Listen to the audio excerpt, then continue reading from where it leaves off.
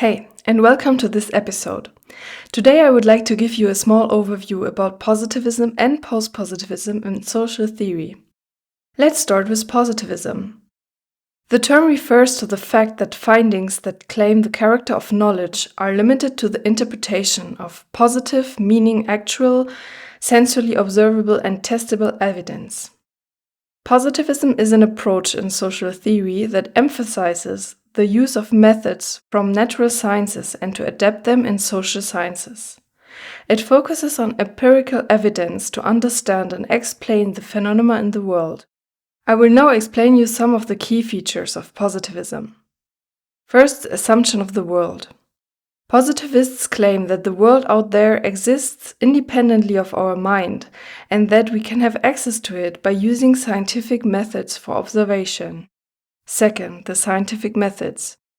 Positivists advocate for applying scientific methods from natural sciences such as observation, measurement, experimentation, and data analysis to investigate social phenomena.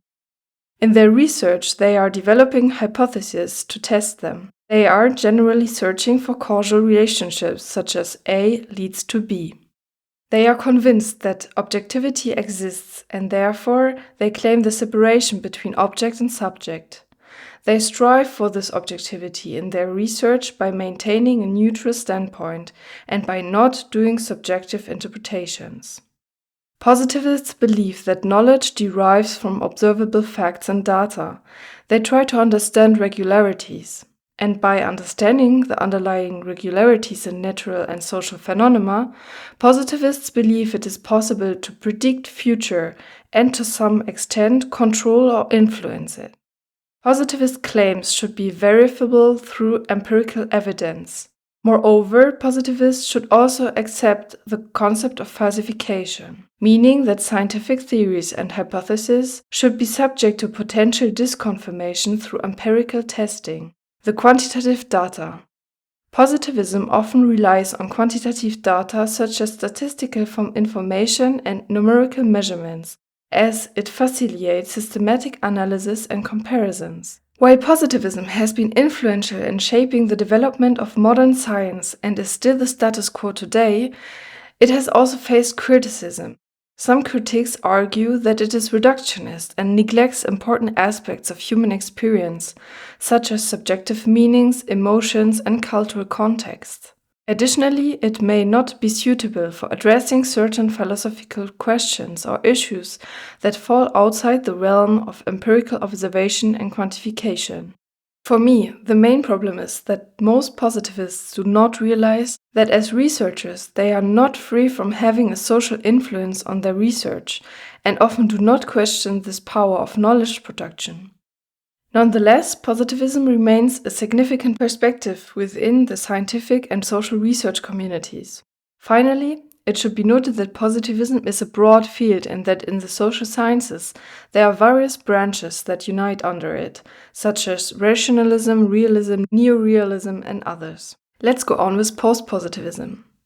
Post-positivism, also known as post-positivist or post-positivistic philosophy, is a philosophical stance that emerged as a response to some of the limitations and criticisms of traditional positivism. While positivism emphasizes the use of empirical evidence and scientific methods to study the world, post-positivism recognizes the inherent subjectivity and limitations in the pursuit of objectivity. I will go on to discuss some of the main features of post-positivism.